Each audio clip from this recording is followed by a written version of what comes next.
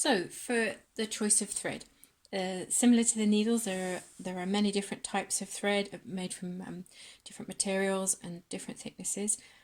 Here are some that we could probably use, would be okay to use for our projects. This is some wool, which is perhaps a bit fine, but you can get thicker wool for tapestry.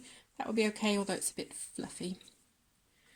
This is a thick single-stranded cotton.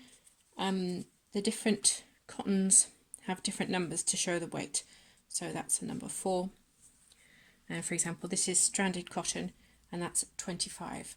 So that's finer. Similarly, this is cotton pearl, which I don't know if you can see, but it has a sheen to it, and that comes in single strands. And again, it has different, the numbers are the different weights. So 5 is thicker than 8.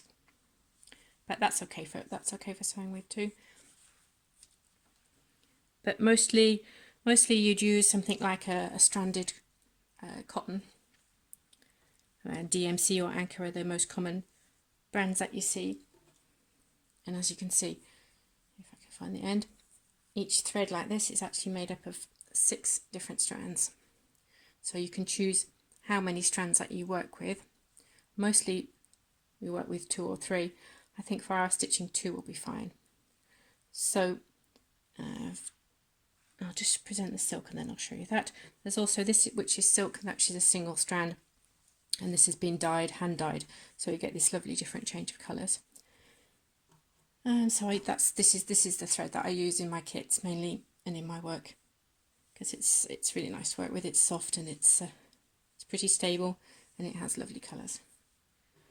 So firstly, these, which you see most often, but can be a bit of a challenge.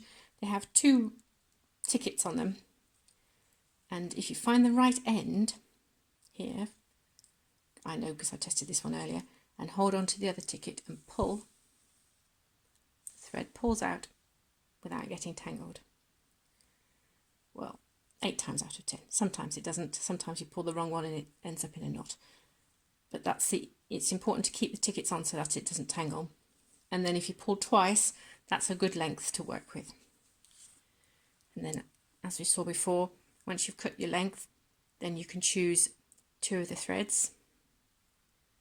So then you have to separate those. Now, this is going to not show very well on camera because normally I put the other end in my mouth to hold it.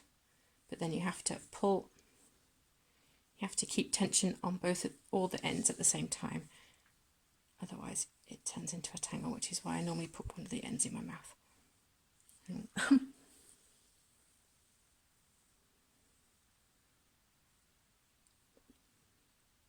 And then you've got the 2 ends that you're going to work with, the two thicknesses. And then obviously that leaves us 4 for the next time we do anything. We've got 4 more threads there to use up. For this, the silk, which comes in a skein, or sometimes you get stranded cotton in a strain too.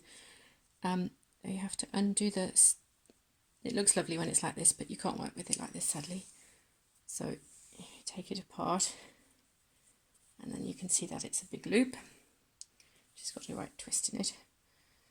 And then if you find the ends here, you can normally pull the ends or cut them off, and then that will undo. But it's tempting as it is to work like that, it's really, really much better to then wind it onto a card. Well, these are nice pretty shaped cards, but you can just be a piece of cereal packet, it doesn't matter.